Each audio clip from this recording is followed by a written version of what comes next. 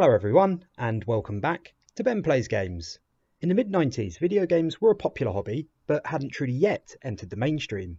That all changed, however, with the arrival of the fifth generation of consoles and incredible new 3D titles like Tomb Raider. Today, I'm going to take a closer look at Lara Croft's first ever outing and why exactly it was such an influential release. If you enjoyed the video, do consider subscribing, and now, let's dust off our dual pistols and raid some tombs.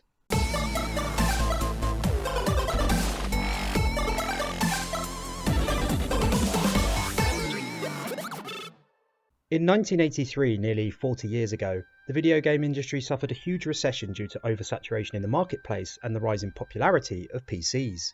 Because of this crash, Atari, at the time the #1 console producer in every market other than Japan, slowly fell away, leaving the door open for Japanese companies Nintendo and Sega to dominate the market.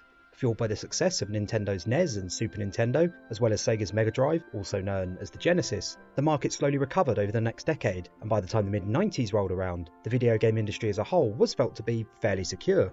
After such turmoil in the 80s, security was indeed very much appreciated, but there was still another frontier that video games had yet to conquer, because despite its resurgence and gradual rise in popularity, gaming was still considered by many to be the pursuit of teenage boys and geeky men, with little to no attention paid to it in comparison to other media embedded more firmly in mainstream culture, such as music, film, and TV. But that wasn't going to be the story for much longer. As the mid-90s approached, Nintendo and Sega had begun development on their next consoles, and were also joined by a new competitor in the form of Sony, who were originally working alongside Nintendo but had broken away to forge their own path after a number of disagreements between the two companies. And between 1994 and 1996, all three released their new systems. Sega had the Saturn, Sony the PlayStation, and Nintendo the N64. With their release, all three companies were instrumental in ushering in what is undoubtedly the biggest leap between generations of consoles to this day, and the beginning of the 3D era. Gamers were no longer confined to 2 dimensions and predominantly side-scrolling titles. Instead, they were able to explore fully realised 3D worlds, the likes of which most had never seen before. But despite huge levels of excitement when these extraordinary consoles finally hit store shelves, they still needed a bit more of a push before they became a must-have, rather than a nice-to-have. And then along came Core Design and their incredible new title, Tomb Raider. Released on the Saturn, PlayStation and PCs in 1996, it was a game the likes of which had never been seen before, and it went on to sell more than 7 million copies worldwide. If Super Mario 64 was the N64 game that demonstrated just how much 3D fundamentally changed gaming, Tomb Raider should be considered the same for the PlayStation. As mentioned, the game did also have a console release on the Saturn, but with the system's waning popularity and eventual discontinuation in 1998, the game very quickly became associated primarily with the PlayStation. And what an incredible game it was too. Playing it nowadays, the graphics definitely show their age, and the tank controls are difficult to get reacquainted with, but it's also easy to see why it was such a revelation back in 1996. For starters, the 3D perspective allowed Core Design to create environments head and shoulders above anything seen on the previous generation of consoles. No longer confined to 4 directions, namely up, down, left and right, players could now go anywhere they chose. From dark caverns to slightly less dark tombs, every environment was full of 3-dimensional nooks and crannies just waiting to be explored, putting gamers as close to being in Lara Croft's shoes as possible.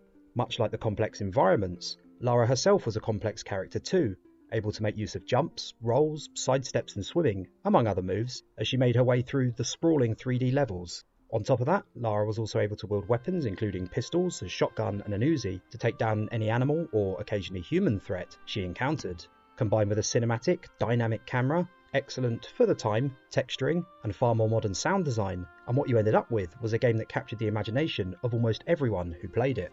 Alongside Super Mario 64, which I covered in a separate video you can watch by clicking the card on the screen now, Tomb Raider acted as a shining example of what this new generation of 3D gaming was all about. And while that's undoubtedly something of huge importance in the history of video games, it arguably wasn't Tomb Raider's biggest contribution to the medium. That accolade, in fact, lies squarely with Lara Croft, because in my mind, it was Lara Croft herself who served perhaps the most pivotal role in helping catapult video games into the mainstream consciousness. When Tomb Raider released, by far the most popular and most recognisable video game mascots were Mario and Sonic. Cultural icons though they themselves may be, they did little to combat the idea that video games were mainly for kids or adults who refused to grow up. But Lara Croft was something altogether different. Moving away from the more cartoonish depictions most video game characters sported, English archaeologist Lara Croft was a much more mature, realistic character. And she was a woman. While there had already been some memorable female protagonists in gaming, Samus Aran and Joanna Dark immediately spring to mind, none managed to capture the public's imagination in quite the same way that Lara did. The mid-90s was a time when many games failed to include any women at all, let alone as the main character, and those women who were included were very much in the mould of the damsel in distress, simply waiting to be rescued by the male hero. Lara, however, wasn't the one being saved by the kick-ass male protagonist. Instead, she was the one doing the adventuring. She was the one kicking ass. In Lara Croft, video games had found a mascot that could appeal to the mainstream in a way no one had imagined possible, and she arrived at exactly the right time. The same year Tomb Raider released, all-female pop group Spice Girls released their debut single, Wannabe, kickstarting the girl power movement. Lara was treated as the video game equivalent of the Spice Girls, a driven female hero who could serve as a role model for women across the world. As her popularity grew, Lara also began to appear more prominently not just as a video game mascot, but as a cultural icon, appearing on the covers of magazines and eventually in her own film. If video games had been considered geeky previously, then Lara Croft was leading the charge for them to become known as cool instead.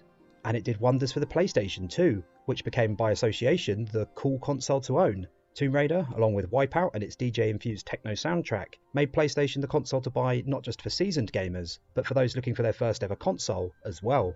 It is worth noting that Lara did receive criticism for becoming overly sexualised as time went on, but it's also equally important to note that Toby Gard, the man attributed with being key in the character's creation, in no way intended for Lara to ever be perceived in that way. Gard was in fact so disappointed by how Lara began to be marketed as a character for the male gaze that he left core design not long after the release of the first Tomb Raider. There is of course merit to the argument that over time Lara became more pin-up than adventurer, but that was more the product of the marketing machine. It was the days of FHM and other lads magazines, days we've now long grown out of, and that's reflected in the modern reboot of Tomb Raider, which removes some of the sexier edges to Lara and portrays what she's always really been about: adventure, strength, and empowerment. All in all, it's difficult to overstate just how important Tomb Raider and Lara Croft were in the video game landscape. Other titles at the start of the 3D generation may have had their own fantastic takes on 3D gaming, which Tomb Raider also had, but only Lara had the unique accolade of changing gaming's perception in the wider context.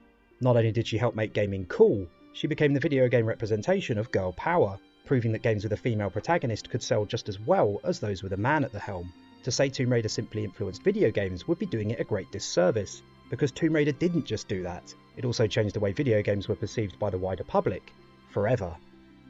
Thanks for taking the time to watch the video, I hope you enjoyed it. If you did, please consider subscribing, it would make my day, and hopefully I'll catch you all again soon.